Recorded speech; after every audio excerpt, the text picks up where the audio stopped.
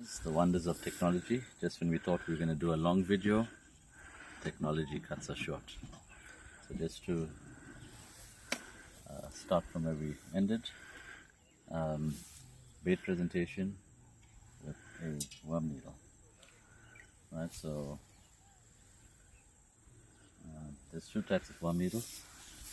You get one that's slightly thicker with an orange tip, and this needle is used for garden worms, jumper worms, snake worms, basically the bigger fat worms that we get out of our gardens. So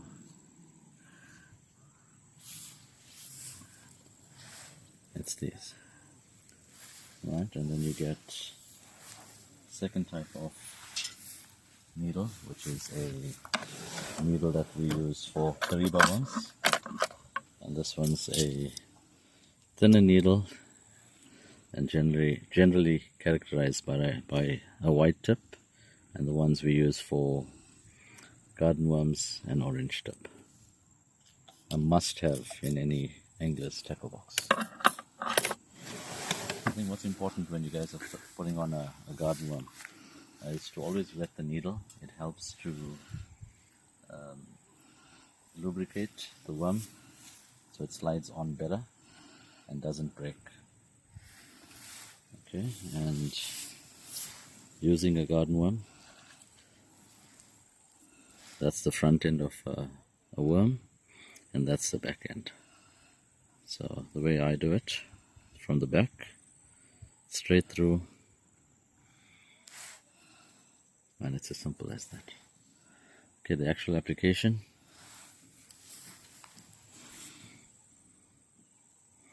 You take the back end of the worm needle into the point of your hook.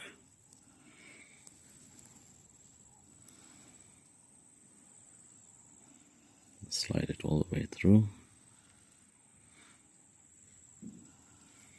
and you sort it. And on a bait like this, gives you many options. I mean, all fish love worms, so you've got plenty of options if you do this. Just to take that one step further, you could add a Kariba or two in front. And something that I like to do is to put on a little piece of dough. Okay, the Kariba worms actually stay alive much longer. Bloodworms, red worms, Kariba worms, all sorts of names for them. And I normally hook it through the center, which allows for both ends to dangle out a bit.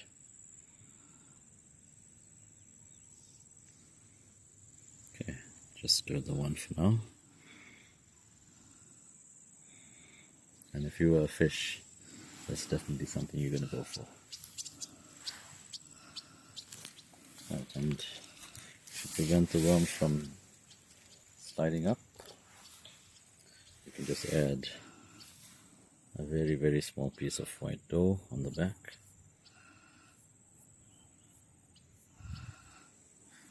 And now that worm is not going anywhere. Okay, and that's bait presentation, garden worm with a little Kariba and a really appetizing bait.